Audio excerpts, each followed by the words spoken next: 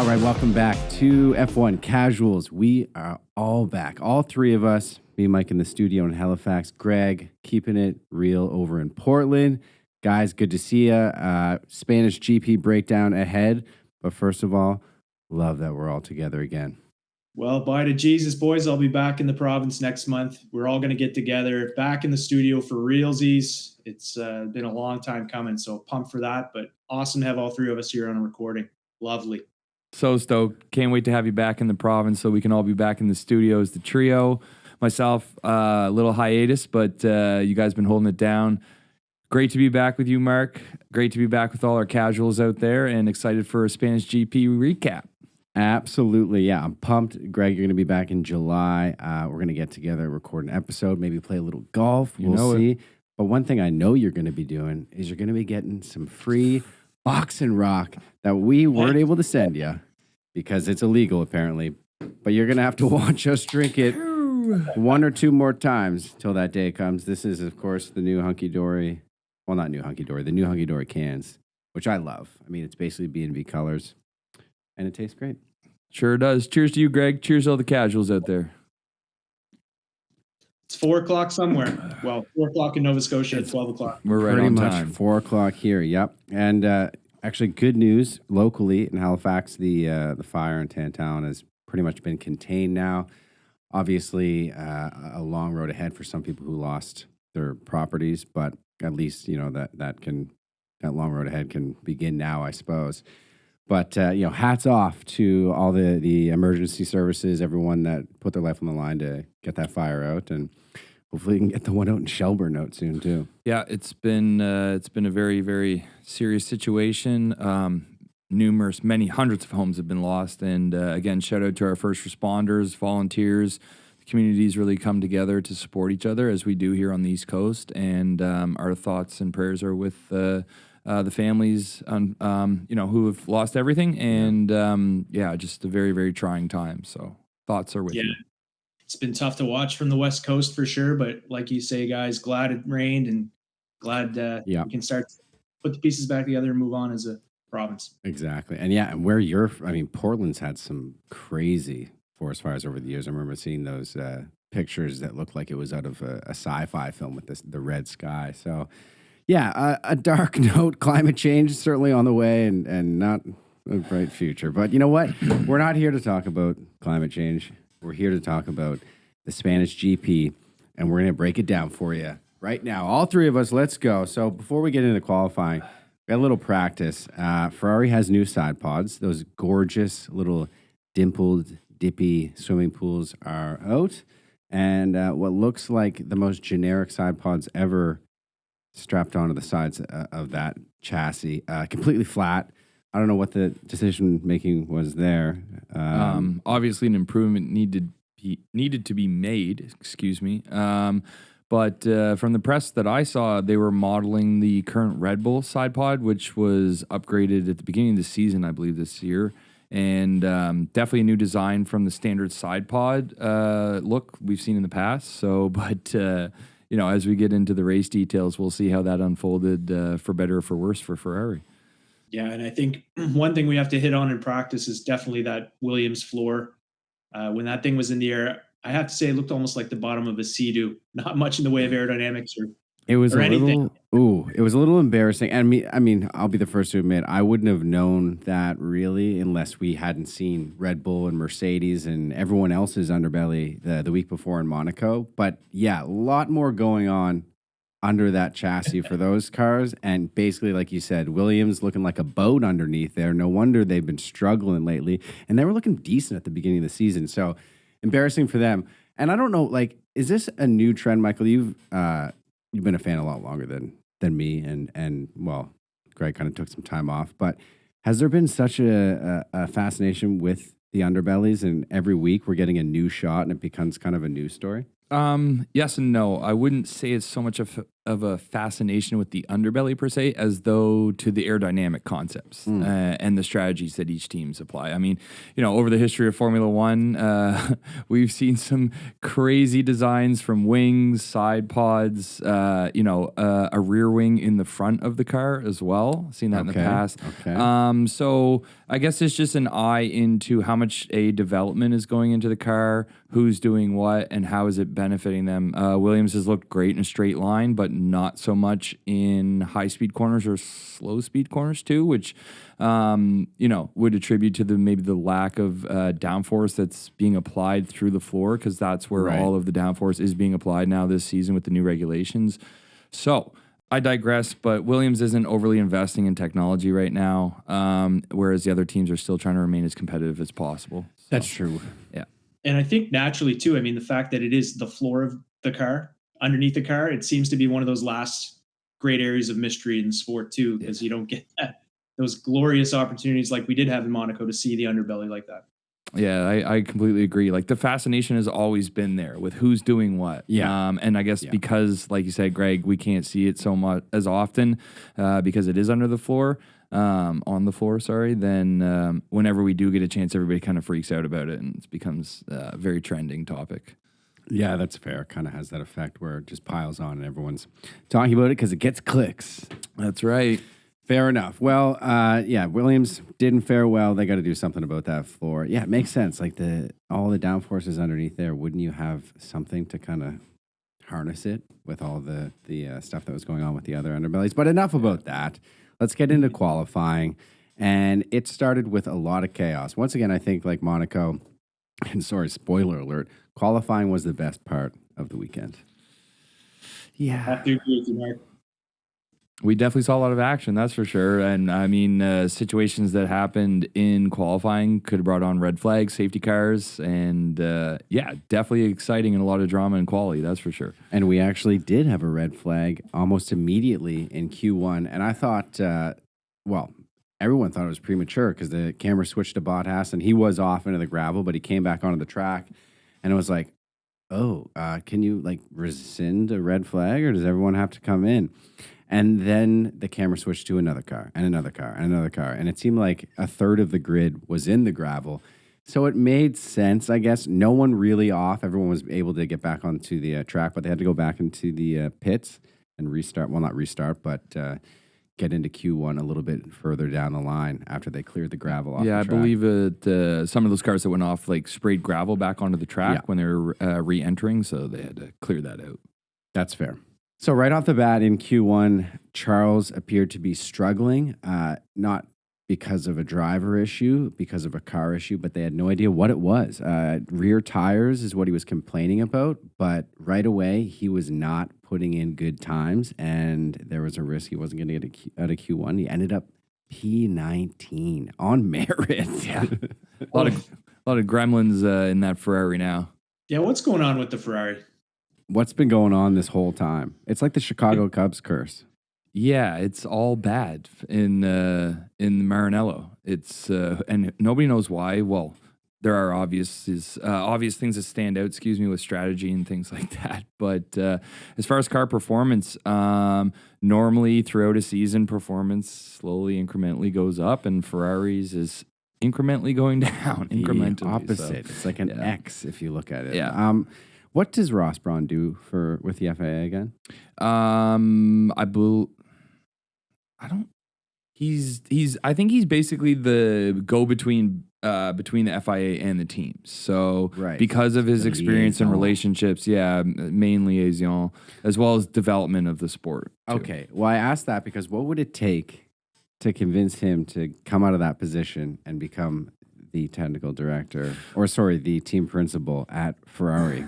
Once again, a whole lot of money. Well, Ferrari is not poor. No, but they're not Formula One rich either, too. Which is crazy. So, they should be. Yeah, I think I don't think that would be he would not consider that a promotion, and it would be a pure passion move. He's pretty much he's made all and I mean, he's an older guy. I mean, he's gone through every stage of the sport from developing a team to, things like that, managing and whatnot. So yeah, Ferrari always looks within first. They generally do hire, like Binotto. He was ground That's floor why guy. I said they're like the Canadians. They want to hire Italians, like Canadians want to hire French Canadians. Yeah, well, Ferrari has hired some French in the past and mixed results and whatnot. But look, it's a very complex situation because the politics at Ferrari are like no other. They represent not just a team, but a culture, a country. That's fair. And their press is just vicious. The Tifosi expects nothing less than victory, especially given the history of the team and recent history in the early 2000s with Michael and some other notable drivers and stuff like that. So big problems. You know what? Like, I would love to sit here casually tell you how to fix the situation in Maranello, but car performance is not there. Strategy is not there. Kudos to Carlos. You know what I mean? Yeah. And Charles has just had a weekend to forget. They've to say the broken least. him. Yeah. I think. I don't know if Charles can be put back together. Yeah, the poor guy. But I think just generally on Ferrari too, like I was pretty hopeful, like you guys were as well, when Fred Vasseur took the reins there. Seemed like that was a positive step, a logical step in a good direction. But there are just so many issues, as you say, strategy, vehicle development, you name it. I don't know what we do to fix Ferrari. And if you're talking about real F1 money, does somebody buy in, have some sort of naming rights partnership? Is that something that would ever be broached at Ferrari? I don't think so, because like you mentioned, Mike, the culture, the mystique surrounding the name, I don't think that'll ever happen, but that may be the only way to really refocus the development of the vehicle. I'm not sure. Yeah. Does the Ferrari family still own Ferrari? They maintain, I believe, so they maintain control over the Formula One team, but not necessarily a production of the road cars. Okay. Yeah. Okay. Yeah. I don't know. They probably wouldn't allow someone to come in with a bunch of cash and take over then. Yeah, it's still a family owned and operated business. Yeah. So, big problems that have been incrementally building up and getting worse and worse over let's say the last 7 to 10 years. Well, you could argue if it wasn't for Schumacher and Ross Brawn as well, Ferrari would have. Well, I guess they had that late teens, 2017 to 19. I guess where they are capable. Yeah.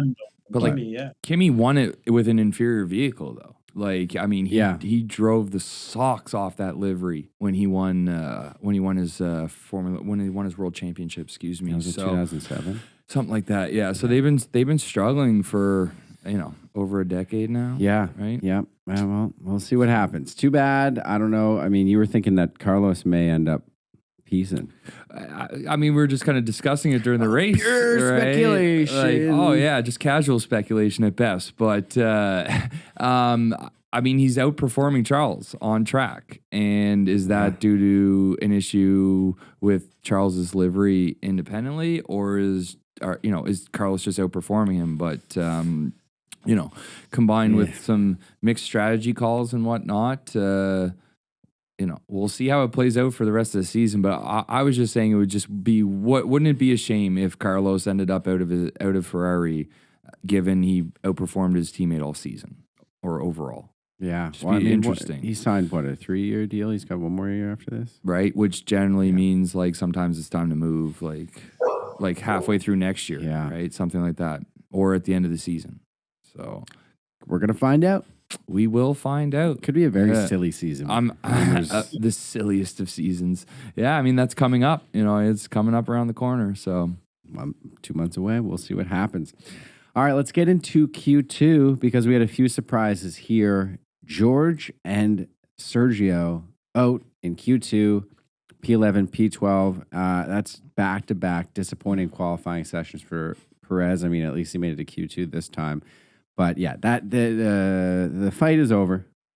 It's Max's championship. I think if he keeps this up, he can win in, was it Singapore? Pretty early. Unheard of. He could go on vacation maybe 2/3 through this season if he keeps it up. It's insane. And maybe he will. Maybe he will. Pull a Kimi and just go crash and chill on his yacht or something like that. Right. And then Russell, I don't know what happened there because Lewis was showing great pace in the first 2 qualifying sessions.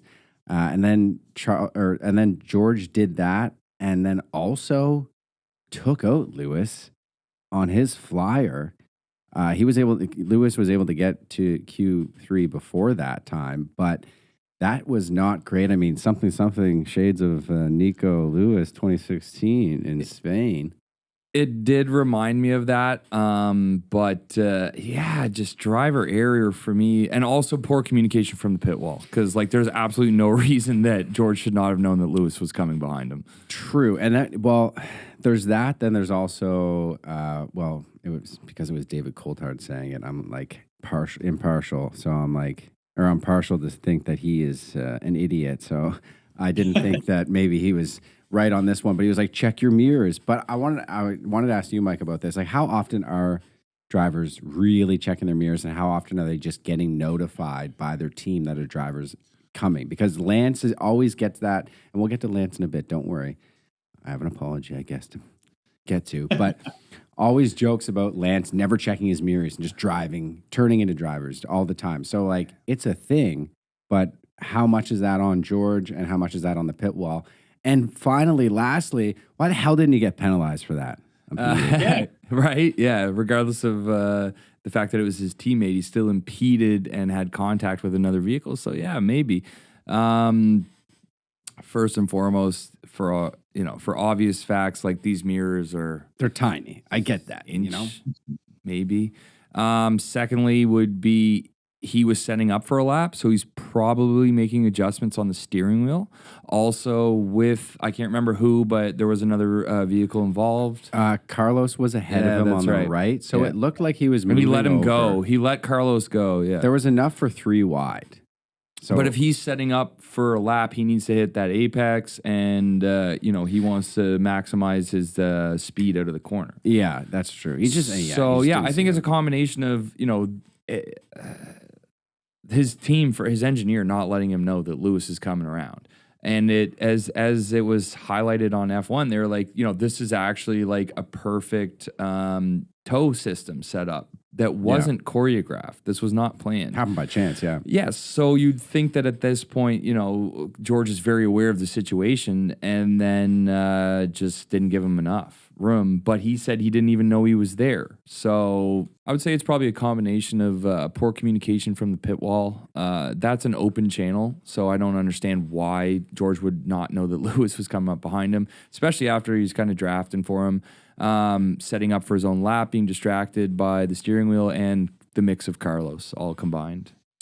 Yeah, it's unfortunate he doesn't get a Q2. Pretty bad overall qualifying session for him. I mean, he did eventually apologize, but he got on the radio right away and he was like, why didn't you tell me? George, jeez.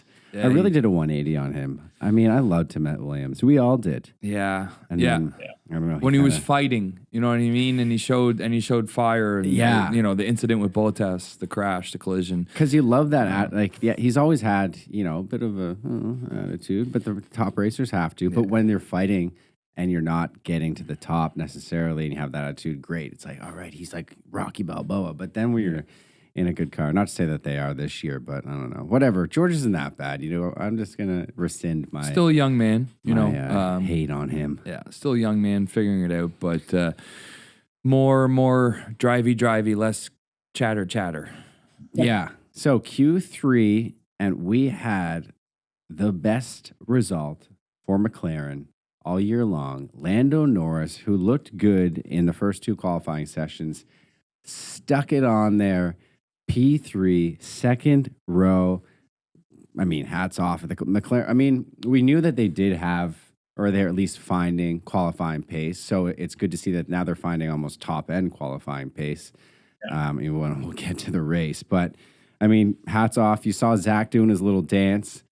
I mean, it looks like he was actually just putting out those embers because he's not as hot a seat anymore. But no, you gotta give him a shout out because they are heading the right direction. It can. When you start the season like that, it can go one of 2 directions. You can panic and make the wrong calls and go down to the depths, or you can do what McLaren's doing and And they made those changes early on in the year with their internal kind of pyramid of directors and engineers and the like. And it's good to see them putting top times on that qualifying session. Such a good time that Lando was in utter disbelief. Like, couldn't believe that he put that thing P3. That radio clip was awesome. That was great. Still? And even Max was in disbelief. There's him coming out of his car after the three cars pull up to the 1, 2, 3, and he looks behind him and he sees Lando behind the 3, and he's like, "What?" And Double take. Goes back to give him props. So because I saw a clip earlier this week, Max being asked who's his favorite or who's he's closest to on the grid, and he said Lando and Fernando, which I didn't know him and Lando were like super close. I just assumed he wasn't close with anyone. He's just sim racing and regular racing. The Iceman Max. Yeah. But interesting to see one lap pace out of the McLarens. Great to see it.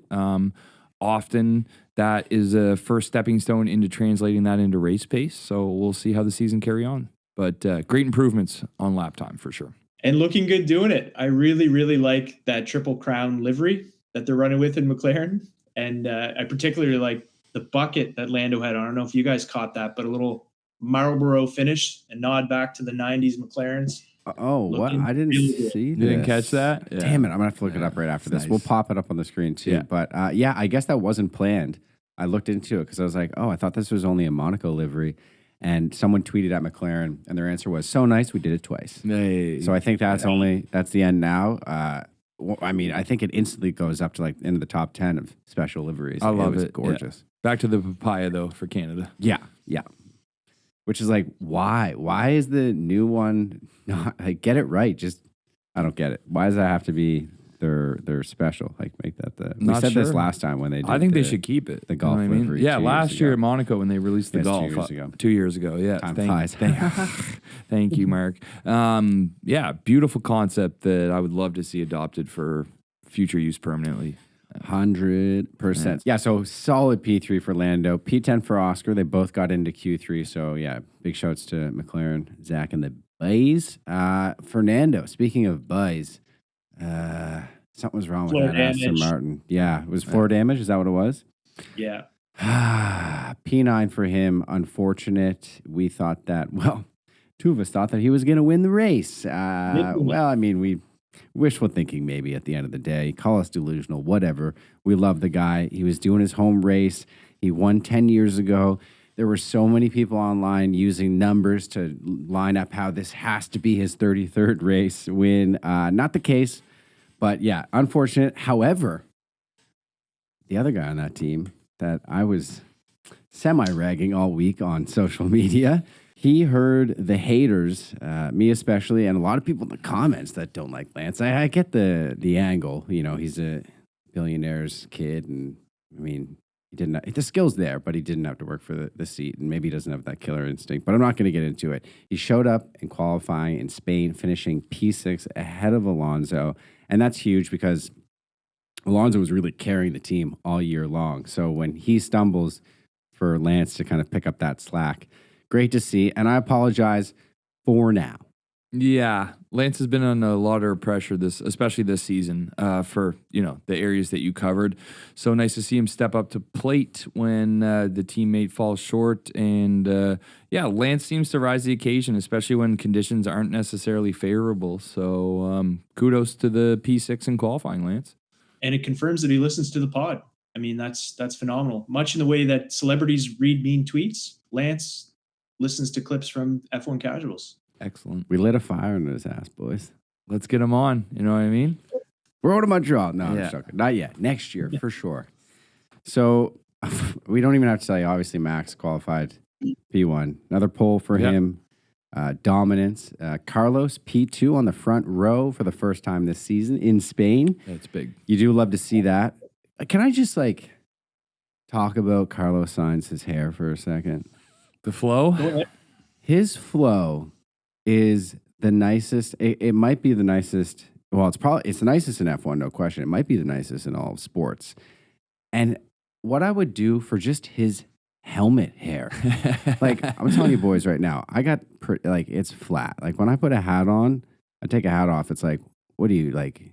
Your hair's stuck to your head or something. There's nothing. There's no depth at all. Look at this skull cap or A something. skull cap, basically. Carlos takes his helmet off and he looks like he's in a fucking L'Oreal commercial. Straight out of the Vanity Fair shoot. Oh my gosh. So good for him. P2 looking good on and off the track. And we were setting up for a pretty good race. We knew Max was probably going to just run away with it. And Yeah, that guy. he did. But we thought, okay, Lando in P3, that second row, maybe he can do something with it. We'll see if they have any race pace now with the good qualifying pace. And, well, it didn't matter, did it? Not a No, damn. but it was interesting though, right off the line in the Grand Prix, Max being on mediums with the Ferraris on softs behind him, kind of gave us a little bit of hope that maybe going into turn one, you'd see some fireworks, but Max did Max things. He did, yeah. Carlos he had a good start too. Like he got that slipstream and it was close on turn one. And it was even closer for P4 and P3 because Lewis passed Lando and then Lando, instead of saying, okay, good pass, I'll get you later on, tried to get it back immediately. And on turn three, I guess it's like a little SE turn there. That's like probably 4 turns in one. And he loses half of his front wing. Well, not half, like the side of the front wing that is pretty important. Mind you, I've seen like Lewis finish like 30 laps without that thing. But Lando called into the pits, and that effectively ended his race on the first lap. And that is just, you hate to see that. After going P3 in quali, you get that. Brutal. Interesting move there. I thought he would have been. I mean, you have to be aggressive in the first lap, obviously, because that's where the race can be won and lost. And with that little bit of inexperience and, maybe not being patient enough in that type of situation, because that door was always going to be closed. Lucky that Lewis didn't get a puncture in his tire and was able to continue on. But yeah, we've, like you said, Mark, we've seen drivers lose their like end plate there on the side of the front wing and be able to carry on. Clearly, maybe McLaren's setup is very heavily reliant on that piece, and the tire degradation would have been so significant, right? So they had to change it out. But frustrating after solid P2 for Lando and quali. Yeah. Really a frustration. Well, they run like really high downforce, don't they? Right. So I guess that would. There you go. They definitely would rely on that end plate, and it would have a significant effect on tire degradation for sure.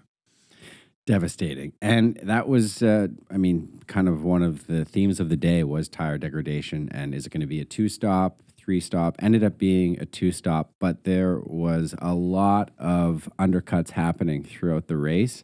And we'll get to that. But before we do, on the first lap, Lance making his way into 4th and then eventually passes Lewis into 3rd. And it's like, what a great move, too. Oh, my God. Here he is. P6 in quality and getting up to 3rd, passing Hamilton. Real nice pass on, once again, not sure. It's like turn 8 or 9. It's a slow speed turn. It's like a hard left. And it's really nice. I mean, talented guy, I guess. But good for him into P3. And, it was a very entertaining first lap. That didn't really play out for much longer, though. Yeah, as the first couple laps unfolded, once we got into DRS, Max was well out ahead. We saw George climb through the midfield too. That was nice on the first lap there. Before he kind of went off and stuff like that, but no penalties incurred for him. So, like we said, Lance in 3rd position until lap 7. Lewis got that position back. He didn't really look back. He pulled. The Mercedes is looking pretty good. Yeah. Upgrades are definitely helping. Yeah, they've got side pods now, and they've got pace. Yeah. It's good to see. Good for the sport. Let's be real. It is great for the sport. So, on the other hand, that's not great for the sport. Max, 6 seconds ahead of Sainz in P2 by the 13th lap. So it was like, okay, well, there might still be that driver that I was talking about, but that's not going to happen. He was locked in. I saw a video of him. He's doing a lap of like a sim race, and the video is titled, "How many times does Max blink during this hot lap?" What do you think the answer is? Like 5? Like twice? Yeah. The answer is 0. Yeah, there you go. Yeah. He's a machine. Yeah. And they show him in the cockpit too. Like he doesn't blink. So dialed in. So dialed in. So he really ran away with that race. And that was fine because George Russell was keeping us entertained and crawling his way up from P12 into, well, he's in P4 for a while behind Carlos and then made that pass. And he was, I mean, we had a double podium for the majority of the race. And I think it was lap 28. Mike Stradamus over here. Greg, you weren't in the room to witness this wisdom, but he said, well, looks like it's going to be a Max, Lewis, George podium. I took note of that because I had already seen the race. And you know what? Partial points for podium picks there. Thank you. Take it. Yeah. Accepted. Thank you. I'd like to thank my sponsors, my family for believing me.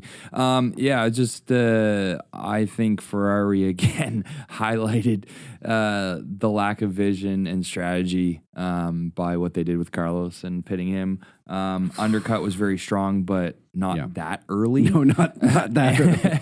And yeah, I mean, what was Ferrari's loss was Mercedes gains, but Mercedes were definitely always in the picture. For me, the writing was on the wall by that point of the race. Yeah, and once again, the Ferrari engineers, here we are ragging on them again, but they asked for it. They were like the classic, oh, well, I mean, if Lewis pitted here, then we would have been in trouble. It's like, well, guess what? Not only did he not pit on whatever it was, lap 16, the leaders didn't pit till like lap 24, 25. They were just completely out of the headspace of that top five. Like the undercuts were mostly happening during the early parts of the race in the midfield. Yeah. And they just completely screwed it. And Charles, we didn't even talk about his race. We were only talking about his qualifying. Was Charles in the race? Was he in the race? That's actually a very good question because I didn't see him and he struggled.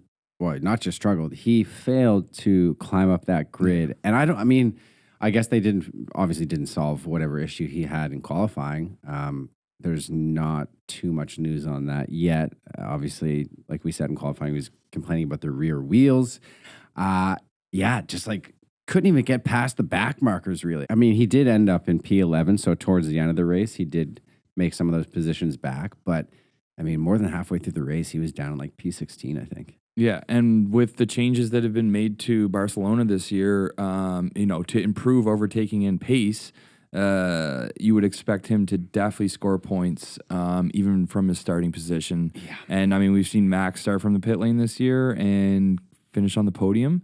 So, Ferrari is definitely lagging behind. It was nice to see those changes in Barcelona actually take effect during the GP. Obviously, we saw a lot of overtaking through the midfield and the back of the pack, which was somewhat exciting with Max way out in front. But yeah, I mean, Ferrari, God, there's no way Charles feels at a minimum comfortable in the livery, but I think he might feel somewhat unsafe.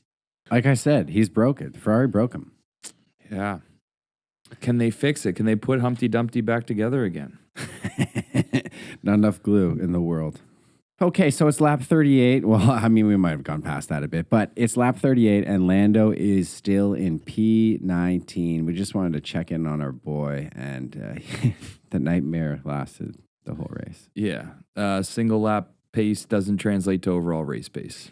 Yeah, so even though he screwed the pooch on the first lap, it was still like, okay, well, P19 will at least get to see him climb through the grid a little bit. I mean, qualifying P3, surely there's enough race pace to get through the back markers. No, not at all. And I got a bit of a bone to pick with race direction. Do you now, Mark? Not like a huge one. In a race like Spain, where there's a lot of high-speed corners, there's a lot of tire degradation, and there's more than your average pit stop. Sometimes, well, mostly 2, but sometimes 3. There wasn't any 3 stops. There might have been a few. I'm not actually sure on that one, but I'm dodging away from the point here. My point being is that once in a while, the display will come up and tell me how many pit stops each driver has had. And in a race where there's a lot of pit stops happening, where there's a lot of the field taking a pit stop at different times than the rest of the field, I'm thinking about how many pit stops each driver has, way more than average. I need to see that displayed more often, or even just at all times. It's very, like, you could put it really tiny. You could just put like PS instead of like full pit stop on the display. I know we don't want to take up too much of the coverage of the actual race, but still, I need to know. I don't know if you guys share the same sentiment, but I'm like sometimes when I see like, oh, well, like Piastri's in P4 right now. He probably hasn't stopped yet, but I'd like to know right now just for reassurance. Yeah, if you're going to show me the tire compounds, walk me through what may be the pit strategy for a GP at the outset of the broadcast, I want to be kept up to date, just like you, Mark, throughout a race like Barcelona for sure. I find it helpful, especially when you are, late in the race and trying to figure out what adjustments any team can make to get back in it at all. Super helpful. I like that feature for sure. Yeah, I couldn't agree with you more, fellas. Maybe even like selecting strategic times during the race, lap this, lap that, right? Last third, whatever. It's starting to get competitive just to remind you and things like that. It just keeps the fan has a better idea of what's going on and why things are happening. And especially for new fans who might not necessarily understand that, how, fresh tires can have a very dramatic effect. Or when also I like the lap counter too. How old are your tires? So they need to do all that. While we're at it, let's display a bit more the actual tire age. Yeah, 100%. FIA Liberty Media, you heard us. I know you're big fans of the pod, so we got another tip for you. Yeah, there you are. You're welcome. That one's free. Go tell them, Lance. Go tell the FIA. Come on, Lance. Do it. We apologize to you. Surely. So we're nearing the end of the race. It's lap 57, and our boy Yuki getting his elbows out on Joe. Maybe too much. Mike, when you saw it the first time, you were like, oh, that's going to be a penalty. I hadn't looked into it yet. I watched the race a little bit before Mike, and I thought, maybe not. I don't think so. I didn't hear anything. Surely not. Surely he finished where I think it was P8. Surely he got top 10 points. And then I actually knew something was off because I have him on my fantasy team. And I did not get as many points as I thought I got. So I just looked it up, and he finished P12, which means, well, maybe he crossed the line in 8th or 9th. Maybe it was a 3-grid place penalty. I should be looking this up, folks. Sorry. Yeah, I'm pretty sure it'd be a 5-second penalty for that. 5-second penalty. Yeah. Okay, there you go. So that took him down to 12th out of the points. And Greg, we talked about this before. I think we're on the same side here. I thought it was a racing incident. It looked like Yuki's steering wheel was cranked during that turn, and Joe got pushed off into the runway and had to take that like little emergency exit. And Mike, you were like, no, that's going to be a penalty. Yeah. It ended up being a 5-second penalty. I'm not happy about it. As much as I love Yuki and whatnot, and I'm always down with the boys, but no, regardless of whether his steering wheel is fully locked in the full lock position, he's ultimately responsible for that position of his car, and he could have broke a millisecond earlier, allowed more space. Regardless, it's weird because, like you said, when I first caught it, I was like, oh yeah, that's definitely forcing him off the track. But then the reverse angle, I was like, well, there looks like there's space there, and Joe maybe kind of like was looking to avoid the contact that pushed him over. But the stewards, they have a lot of different angles that we don't, and open to interpretation. And ultimately, Yuki was fined 5 seconds, which cost him those valuable points. Yeah. Unfortunate, because he was putting together a nice race after a not so great qualifying. And I love those points because you get points for climbing positions. And then he basically lost them all at the end of the race there. I imagine he's very, very frustrated with that. Yeah, unfortunate for Yuki. I thought a pretty good race from him overall. A lot of good battling in the midfield. His frustration was pretty clear on the radio. But in that incident, watching it live, I thought, like you, Mark, kind of a racing incident. Didn't really force him off. I thought that Joe kind of overcorrected to try to keep the thing on the course, and then we end up obviously with the 5-second penalty. Harsh for sure, because Yuki is putting in performances week in, week out, and going somewhere. Hopefully away from AlphaTauri at some point. Ooh, hot take. Yeah, check out our Instagram. Well, check out all our socials and hear what we think and what all the other amazing, cool people online think in the comments. I don't read comments. Yeah, that's actually the healthiest thing that you can definitely do for your life. Yeah. Joe Rogan, post and ghost. Post and ghost. Tag Joe Rogan in this episode. Oh my God, we're going to get canceled now. All right, so Max wins by 24 seconds. Ridiculous. But hats off to the Mercedes. P2, P3 for Lewis and George. They're on the podium. And like I said last week, they pass Aston Martin in the standings into second in the constructors. And I mean, I don't know if they're going to give that back. Yeah, Mercedes is definitely climbing the ladder. Solid P2 now in the constructors. And, Alonso's been holding it down for Aston all season. Nice to see Lance stepping up in Spain. Hopefully that continues at the home GP coming up next week. It's going to be a tight battle. And with Mercedes' improved performance, especially the pace they showed today in Spain, that's going to be a tough spot for Aston Martin or Kane. Yeah. Okay. Yeah, you're right, Greg. Greg was just saying off screen here because we do cuts. It's Hollywood, okay? We can't forget to talk about Fernando's pass on Ocon, which, oh my God, it was at the beginning of a lap, and Ocon almost drove him off the road, and Fernando, El Nino, Nano, not Nando, folks. The Ultimate Paddock Pass told us there's no D in that. He held on, and he was off the track, basically, pretty much in the re-entry lane from the pit. And he made that pass real nice. Still made it stick. I thought he was going to fly off the track. No. Experience. That was yeah. Vintage Fernando there in that move. But then we got a glimpse at the new Fernando, the friendly Uncle Fernando, to his teammate Lance on the radio when they're in P6, P7. Yep. Alonso just said, you know what? Let the boy have his race. Let him get his position here. Yeah. Tell him, don't worry. How about that? I'll protect him. Yeah. I said, let the boy watch. Will Ferrell, good stuff. I don't know if that's a Kenny Powers reference there for anyone wondering. Yeah, Ashley Schaefer BMW. Anyways, way off track here, but yeah, really nice for him. He was, I think he had 2 seconds on Ocon at that point, and he was like, "Don't worry, I'll just play defense, make sure that Ocon doesn't threaten our 6 and 7 finishing across the line." Decent points for both of them. Obviously, not good enough if they're really aiming for that number 2 in the constructors, but still respectable that. With something wrong with Fernando's car, he was able to at least gain a couple positions in the race and come in there with a half-decent performance. Even though we thought he was going to win, it's fine. It's okay. So rounding out that, we didn't talk about Sergio. He finished P4. He had a good race. I mean, good for him. Obviously, the qualifying, not so great. But at the same time, Red Bull expects good qualifying, good race, or great qualifying, great race. So I think it's still more of a not so great weekend for Sergio overall, but at least he was able to climb through and put that P4 in. Sainz P5. So you called that actually, Mike. You said Sainz was probably going to slip out of that podium because of something. Of course, it was Ferrari strategy. What else would it be? Like we said, Stroll, Alonso in that 6-7 spot. Ocon 8, Joe 9. Very nice. Points for Joe, who's had a somewhat underwhelming season. Yeah, that's big for Alpha. Yeah, and rounding out that top 10, the other Alpine, Gasly. And he had a 6-grid penalty, actually, for 2 impedings.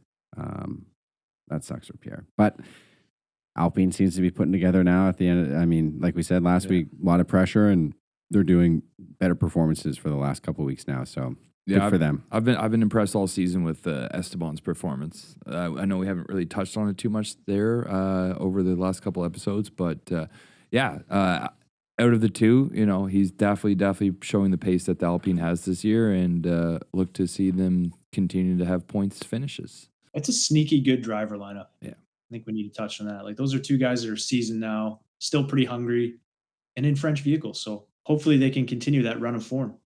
The Flying Frenchman. Yeah.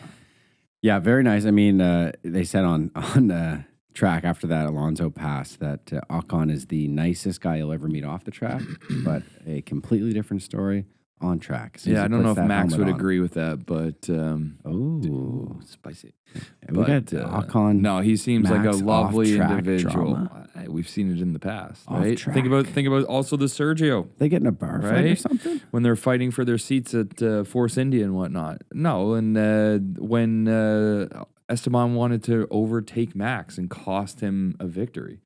Oh yeah, I know. Like when he's on track, he's a piece of poop. But I mean, like off track, he's a really nice guy. Apparently, sorry, I got lost. That's what Nano was saying. It's okay. You gave me an opportunity to use piece of poop as a soundbite, and I'm pretty happy about it. Excellent. We got a hot take. We got a hot take. All right, folks. We are running a little long here, but that's okay because it's all three of us and we're having a great time. So We haven't let's been back get together in. for a while. It's been a while. right? It's a kind of a reunion. Making of up for sorts. lost times. God, I love the casuals. I love the casuals. So let's get into something we haven't done for a few weeks now.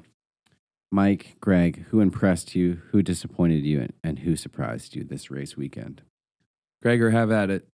Well, Mark, I think the biggest surprise, I mean, how could it not be, was Lando with an electric qualifying, surprisingly putting it P3, only to flame out in the GP and fall way down the order. That was, Yeah. I guess, maybe ticking the boxes for surprising and disappointing at the same time. Super fair.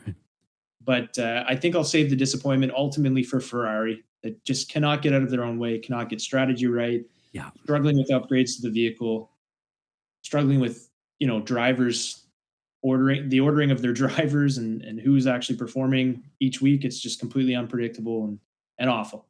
And then I think I was most impressed with the Mercedes boys stacking P2, P3.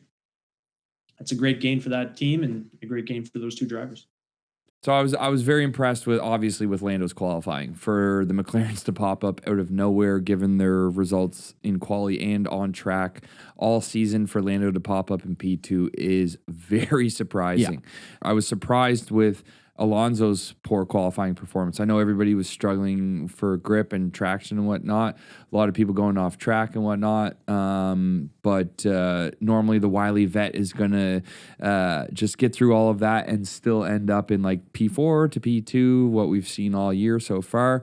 And then highly disappointed with Ferrari and their strategy and arguably the treatment of Carlos, because he knew his pace was good. He stated he had pace in reserve. He was maintaining tire temperature, not trying to increase degradation, and had more time that he could suck out of a lap, which could hold him off, and he could go longer. And then, boxing him as early as they did just basically compromised his entire strategy. He would not be able to defend later on, and sure enough, he got swallowed up by the Mercedes. So that would be my my answers for you there, Mark.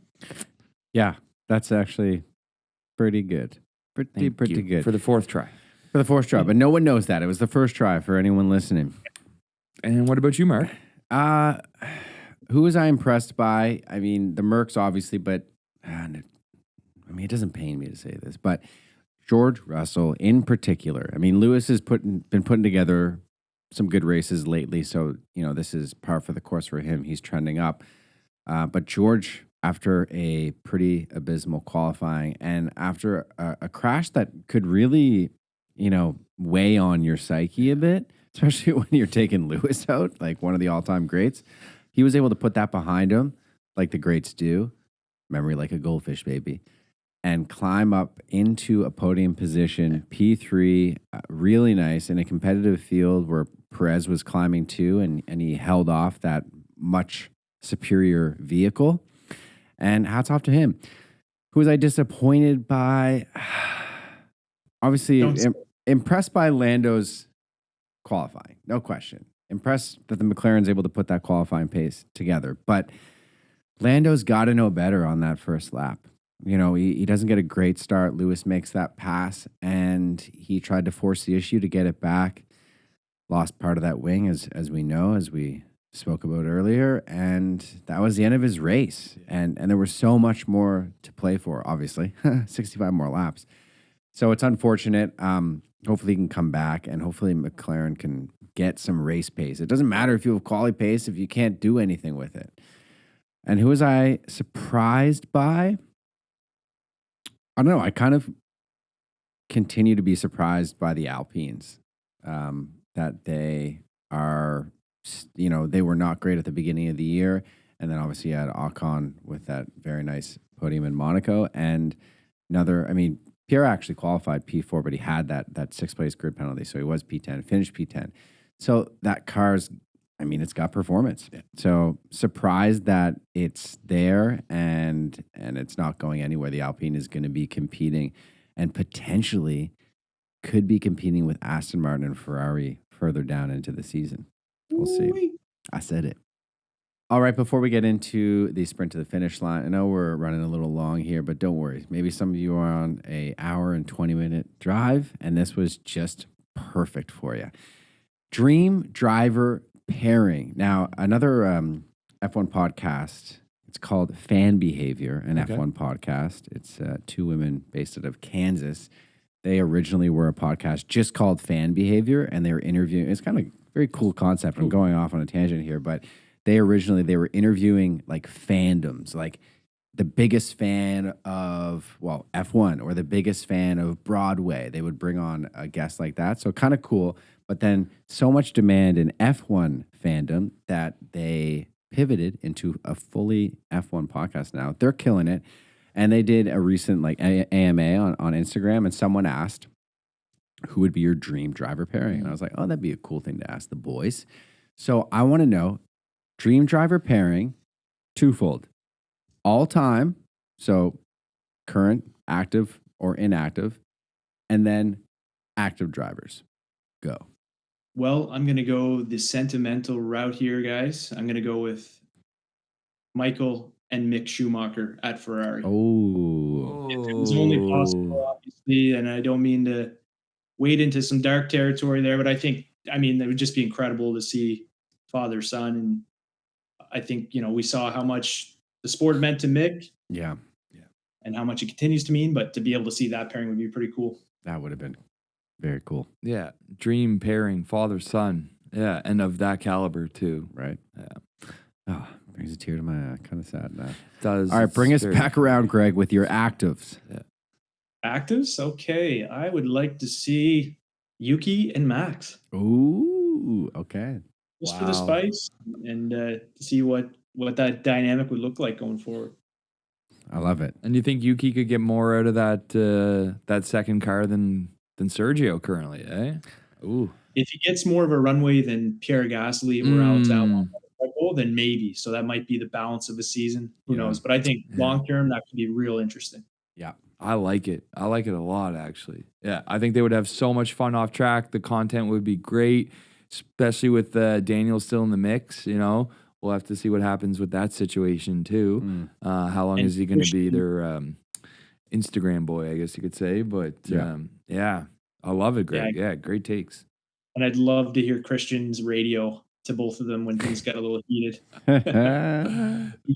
Right? We may see it in a couple of years. You never know. Very much could see that. We talked about it. Yeah, Yuki is an academy driver, so yeah. I guess that's me then. What are we thinking, Mikey? Oh, Fangio for sure. Like, I got to go way back. Juan Manuel Fangio, legendary driver, and these guys were just ridiculously brave. And the artisanal approach he took to a corner, while being very smart. He didn't win every race, but he definitely didn't take unnecessary risks, especially in the time that they were racing where death was very common. Multiple drivers would drive a season. So, it was a traveling circus, and safety was definitely not at the forefront of people's mindsets to the point where their idea of safety was driving without a seatbelt on.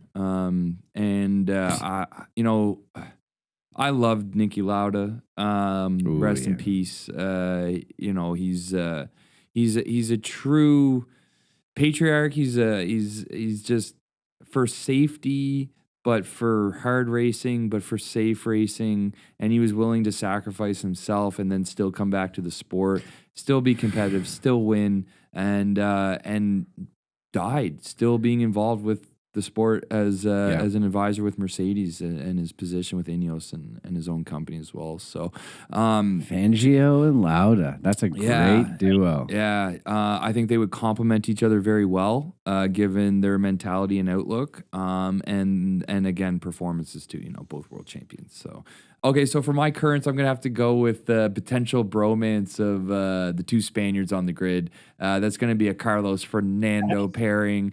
I know they're huge fans of each other. Obviously, Fernando is Carlos's idol. So to see them line up in the same colors and working together, your biggest adversary is your teammate. But in this situation, I think it would help elevate any team. So who knows what's going to happen at Ferrari and Aston Martin over the next course of the end of the season or the next year. Sorry, but I think it's a fun pairing. I think it's a pairing that could perform on track as well. Okay. What about you, Mark? Vamos. Yeah, vamos, rapido. Yeah. What about me? Okay, my all-time Sir Jackie Stewart and Martin Brundle. What? No, I'm just joking. I'm just joking. I'm just joking. I'm going to go with, well, Greg, you're talking about family, and I was going to be like, well, Jacques Villeneuve and Gilles Villeneuve, but Jacques isn't that well liked, and even though they're Canadian, I'm not going to go that direction. I'm going to go with someone who is still active and someone who isn't. Okay. I'm going to go with Fernando Alonso and Ayrton Senna. Wow. Oh, Legendary. Yeah. that is the most likable pairing I've ever heard. Wow. That would be incredible. Both of them in their peak. So, we get Senna late 80s, early 90s, and we get Fernando mid 2000s. Yeah. Renault days. The Renault days. So, constructor, Mike. That's a whole definitely different. not the Williams, Yeah. Greg. That's for sure. No. I go with the McLaren. I mean the MP4. Is that that's the one? I think. Oh wow, nailed that one, guys. Thanks very much. Yeah, Fernando, Senna, two of the legends of the sport. One still in it, obviously, and Senna, obviously. We visit all the time. Rest in peace. Tragic death at Imola in '94, but one of the greats of all time. Active, I'm going to go Lando and Yuki. Ooh. Shenanigans all day long, and I would love to see it. I would love to see a TV show of those two. Yeah, the Twitch content would be at an all-time high. That's for sure. Oh, it'd be hilarious. It might get a little annoying after a while, but no, it would be hilarious for the majority. And I'd love to see those two battle it out on and off the track in a competitive car. Yeah. We're assuming all these pairings are in a top of the line, whatever it may be, whatever era, a dominant car. All right, that was fun. Let's finish it off with a little bit of sprint to the finish line. Fernando Alonso, he has put up his Ferrari Enzo for auction, and it is going to be starting at a cool $5.4 million. So we have opened up the F1 Casuals GoFundMe, www.fernandoalonsosenzo.com, and we expect to have enough by Tuesday, Wednesday. Yeah, we appreciate all your support. The Pit Stop Boys, they are a pretty big podcast in London. I don't even know, somewhere in England, UK based. Yeah. The UK based, one of the bigger F1 podcasts that isn't from actual F1 brand or any large brands. They do a lot of interesting stuff, some funny stuff, and they did a original Fernando Alonso song called Vamos. There's a link below if you're interested. But what you're going to be more interested in is and I'm telling you guys right now for the first time, what we're going to be putting together. An original F1 Casuals Fernando Alonso song. I know it's like the exact same thing. That's what they did. But it's not F1 Casuals branded, and it's not stapled with Mike's gorgeous tenor, Craig's soprano, and whatever I'm dealing with over here. I don't know when we're going to do it, but I'll tell you what. I got Taylor Swift AI to do ABBA Fernando. I'm going to get us to do whatever the hell it's going to be. It's going to be a masterpiece, and I'm excited. Look forward to that. Maybe like midsummer. Maybe when Greg comes in July, we can jump in the recording booth next door. Yeah. And put together something beautiful. We'll get Jamie, who's my business partner here at B&V Media, to compose the song, and we're off and running. Maybe we can just put on some sequin jumpsuits, recreate ABBA's video for Fernando, and I'm sure the fans would be into that. Oh my God, are you talking music video now, We're Greg? doing it. Yeah, we're doing it. Full production. Okay, absolutely. You heard it here first, and now we got to do it because this is going out to the public. Red Bull, Alpine, and Aston Martin. Very nice, very cool news here. They've joined Racing Pride community. Now, Racing Pride is an innovative movement. It's developed to positively promote the LGBTQ plus community within the motorsport industry and among its technological and commercial partners. Great to see. Obviously, the LGBTQ community, they get a lot of hate online. And we saw it firsthand when, Greg, you were doing your favorite helmets at the Miami GP, and your favorite was Lewis's that has the rainbow on there. And just so much hate. I don't know. It's ridiculous. It's for no reason. Like, what are you doing? And I think it comes from a lot of, not being educated properly, but just a lot of hate. And it's good to see that these three constructors and hopefully others will join in support of the LGBTQ plus community. If you're looking for a little bit more info, they've got a website. It's racingpride.com, and their Twitter is at racingpridehq. Yeah, that's excellent, Mark. And also, since we are now in the month of June, happy Pride, everybody. Happy Pride Month. Happy Pride Month. It's funny because like everywhere else celebrates Pride Month, and we do too, sort of here. But like we have like a Pride Week in July, so we get a little bit extra here. Our Pride Parade is, I think, the second or first or second week of July. Yeah, I believe so. Yep. We get a big party. They used to have they've got like a few nights now where they have like a big DJ set and some other acts on the Garrison Grounds, which is a popular kind of outdoor concert spot here in Halifax. Great time, and obviously a great cause because it's human rights, folks. In the comment section, looking at you. Lastly, here, Gunther Steiner's back in the news, and he's in a little bit of hot water with the FIA. Hulkenberg in Monaco, I think it was actually Lance that he had contact with on the first lap. He was penalized for that. And Gunther Steiner has criticized FIA, Liberty Media, whoever's in charge, FOM maybe, for what he calls layman stewards. And he's calling for full-time stewards at races. I didn't realize it wasn't. This kind of reminds me of actually NFL refs who aren't full-time as well and are prone to maybe some bad calls here and there.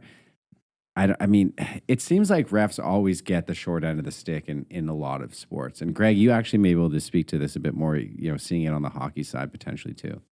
Yeah, and actually that's a really sagely point because I'm not referring to the major junior team that I work for, but my beer league hockey refs that I deal with week in, week out here in the Beaverton Gentlemen's Division II Hockey League.